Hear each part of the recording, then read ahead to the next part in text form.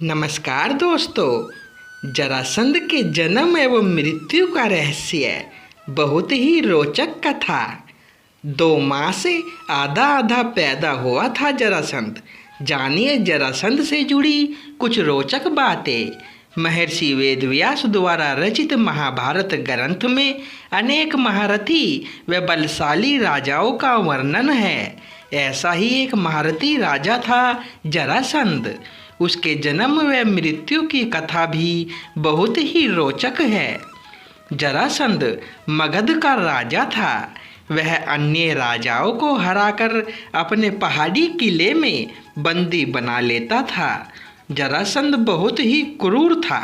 वह बंदी राजाओं का वध कर चक्रवर्ती राजा बनना चाहता था। भीम ने 13 दिन तक कुश्ती लड़ने के बाद जरासंध को पराजित कर उसका वध किया था। जरासंध मथुरा के राजा कंस का ससुर एवं परम मित्र था।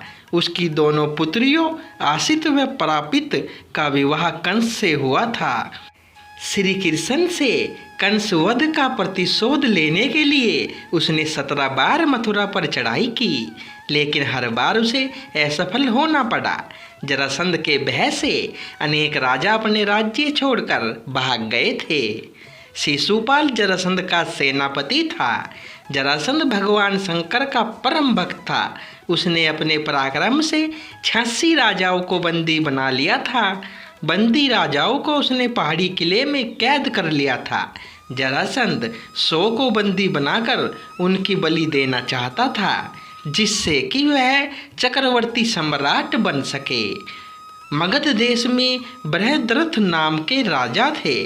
उनकी 2 पत्नियां थीं, लेकिन उन्हें कोई संतान नहीं थी।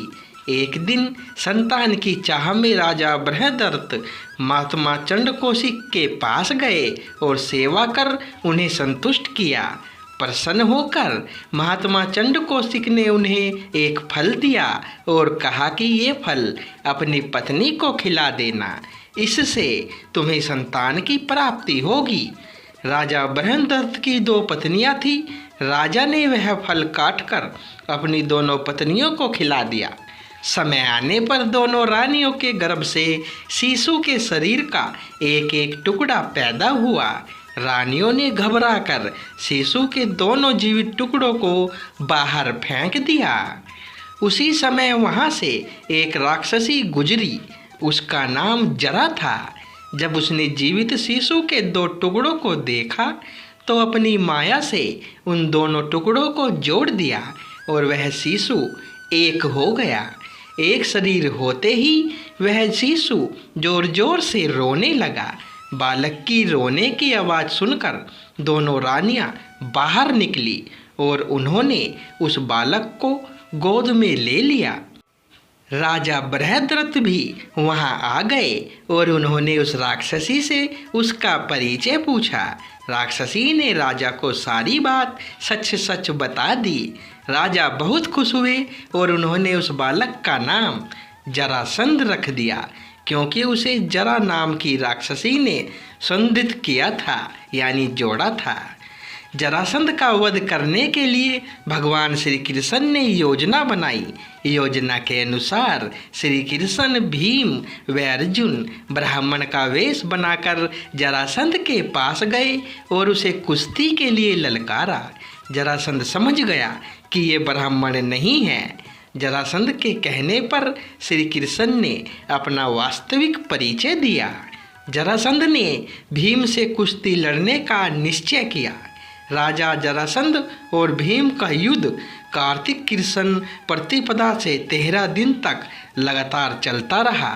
14वें दिन भीम को श्री कृष्ण ने एक तिनका उठाकर उसे बीच से चीरकर अलग अलग दिशा में फेंकने का इशारा दिया, जिसे समझकर भीम ने जरासंध के शरीर के 2 टुकड़े कर दिए और अलग अलग दिशा में फेंक दिए, जिससे वह दोबारा जुड़ नहीं पाया और मारा गया। जरासंध का वध करवा भगवान श्री कृष्ण ने उसकी कैद से जितने भी राजा थे सबको आज़ाद कर दिया और कहा कि धर्मराज युधिष्ठिर चक्रवर्ती पद प्राप्त करने के लिए राजसूय यज्ञ करना चाहते हैं, आप लोग उनकी सहायता कीजिए। राजाओं ने श्री कृष्ण का यह प्रस्ताव स्वीकार कर लिया और धर्मराज युधिष्ठिर को अपना राजा मान लिया। भगवान श्री कृष्ण ने जरासंध के पुत्र सहदेव को अभय दान देकर मगध का राजा बना दिया। तो दोस्तों, ये वीडियो यहीं पर समाप्त हुई। जानकारी अच्छी लगी हो तो वीडियो को लाइक करें, शेयर करें और चैनल पर नए आए हो तो चैनल को सब्सक्राइब करें। धन्यवाद दोस्तों।